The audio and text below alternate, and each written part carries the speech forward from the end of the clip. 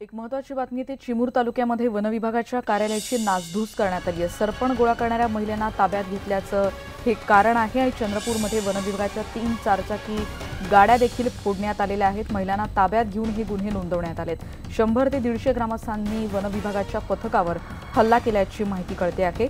या 8 महिला जंगलात सरपण गोळा करत होत्या आणि तेव्हा हे कारण देण्यात आलं। महेश तिवारींकडून अधिक माहिती घेऊयात। महेश, नेमका काय काय घडलं?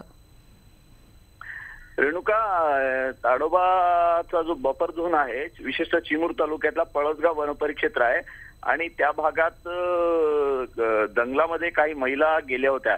विशेषतः वनविभागाचं असं म्हणणं आहे की रविवारचा दिवस असल्यामुळे त्या भागात निघू नका असं गावकऱ्यांना सांगण्यात आलं होतं। तरी काही महिला त्या ठिकाणी सरपण वेळा गेलेल्या आढळून आल्या।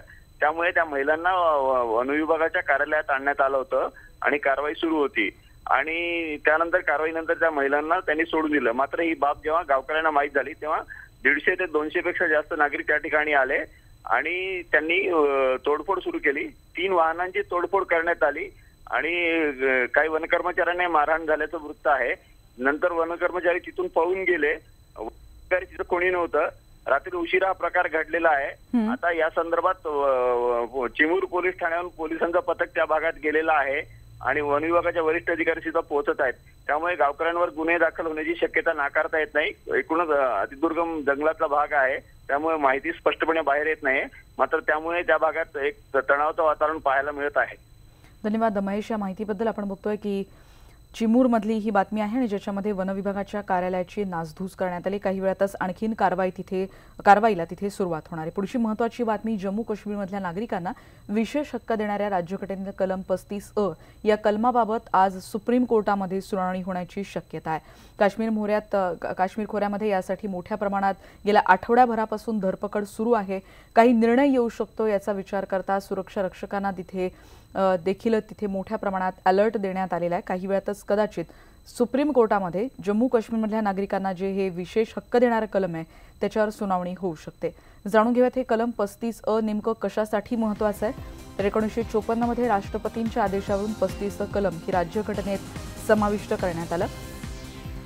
लागू करण्यासाठी तत्कालीन सरकारकडून कलम 370चा वापर करण्यात आला। कलम 35A नुसार जम्मू काश्मीरच्या बाहेर राहणाऱ्या व्यक्तीला इथे संपत्ती खरेदी करता येत नाही। राज्याबाहेरच्या व्यक्तींना राज्य सरकारच्या योजनांचा लाभही मिळू शकत नाही। सरकारी नोकरीत त्यांना संधी मिळू शकत नाही आणि कलम 35A या कलमाविरोधात याचिका जी दाखल करण्यात आली सुप्रीम कोर्टात त्यावर काही वेळातच सुनावणी अपेक्षित आहे।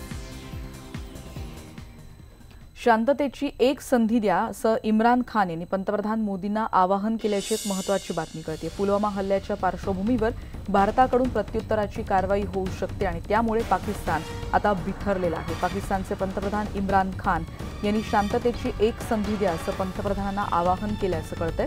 आपण आपल्या शब्दावर ठाम आहोत आणि भारतानं पुलवामा हल्ल्याबाबत ठोस पुरावे दिले तर तात्काळ कारवाई करू असंही इम्रान खान यांनी म्हटलंय।